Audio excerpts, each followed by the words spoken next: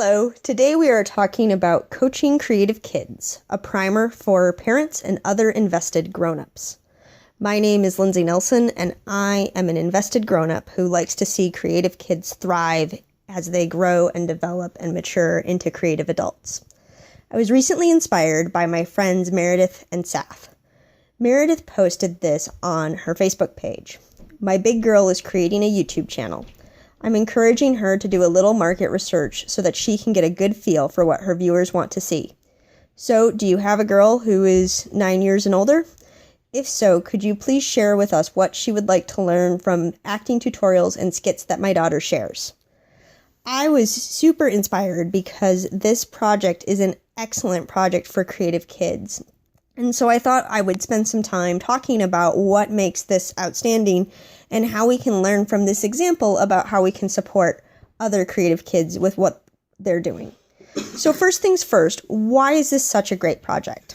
Well, it uses a passion area, in this case, acting. There are many performance domains in passion areas, so music, drama, other categories of movement, so sports, fitness, and dance come to mind. Many kids have passions for science and technology, so whether that's experiments, building things, design, architecture. We can't forget some of our more liberal arts passion areas, so history, storytelling, journalism, social engagement, community building, activism. Sometimes things match a little bit, so we can have kids with passions for collecting, exploring, getting outside, the environment, and gardening. So there are so many different kinds of passion areas that our kids have. And so it's not enough to just have a passion area. We also want to have concrete performance goals. So the concrete performance goal in this project is to make a YouTube channel. Now, a concrete performance goal can be anything from create a project display board to keeping a notebook, writing a blog, building a physical object. So performance goals can be intermediate goals, so like keeping a notebook, or traditionally like end stage finished products, like actually building a physical object of something. The other thing that I really appreciated about Meredith's approach is that she's motivated by realistic expectations. Now, when I think about mentoring creative kids, what I'm really looking for is, are there places for immediate, tangible opportunities that students can execute now?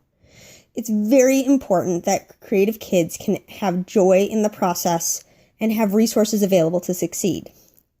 They need access to small wins and big wins, because if there's not that thing that they can point to in the middle of their journey, they can get very discouraged. So it's important that as adults we remember that. So when we think about coaching creative kids, what do we need to remember? First, creative kids are not creative adults. Their brain is different. They're oftentimes really capable of big ideas. They think large and can need support in identifying the immediate achievable steps. But because they're kids, they oftentimes have very concrete forms of reasoning, and they can get bogged down in lesser details that really don't matter. Another thing that happens is that the desire to succeed precedes skill development. So oftentimes creative kids are learning a lot for the first time through these big projects that they get really excited about. And so creative kids need 4 things to really thrive. They need guidance, space, support, and encouragement. And so we're going to dive into discussing those 4 features of coaching creative kids. So first up is guidance. Really, the word here is mentoring. Creative kids need adults who can model tasks, provide insight to project flow, and provide them with connections to more information.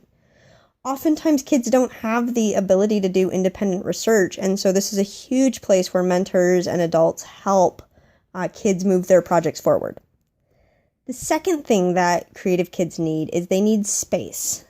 Creative kids have huge desires to do things themselves, but they benefit from having adults who are willing to perch and observe.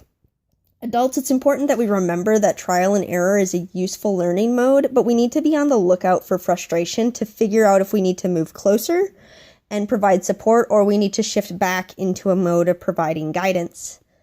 And so when we're talking about support, we're talking about a sense of an extra set of hands. I picked a picture of the flying buttresses here because the goal here is that we're not actually doing any of the thinking or any of the doing. We're just providing that scaffolding support.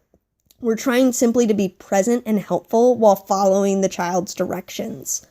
And so that's where it's, hold this, color this red, and we're just being closer to provide the kids support with their projects. The last thing here that they need, though, is they need encouragement, and we're talking rock star cheerleading. Creative kids thrive on adults seeing when they're winning, when they're succeeding, and speaking into that. So we want to have intelligent praise for concrete actions. We want to provide a sounding board when a child is discouraged, and we want to help provide support in moving past various failures. One of the things that I really love is that to fail is simply the first attempt in learning, and that failure is only final if you refuse to try again. And so that's something that I try to remember when I'm coaching creative kids. And so when we think about providing guidance, space, support, and encouragement, adults are constantly moving between these different modes in different ways and at different stages of the process. It's important that we remember that no two projects done by a creative kid make the same request regarding adult support. If a child is coming to you always asking for you to do the same part of their project, there might be a mismatch in performance goals. They might not really like taking pictures or printing things on the computer or drawing with markers. And so we can think about revising performance goals if we need to. So to recap, we've talked about excellent projects for creative kids. The project itself uses a passion area, it has concrete performance goals, and is motivated by realistic expectations. The coach's role is to provide guidance, space, support, and encouragement. And good projects for creative kids start by finding an excellent project for a truly wonderful kid. So if you'd like to get in touch with me about how you can coach creative kids I'd love to hear from you. Have a great day.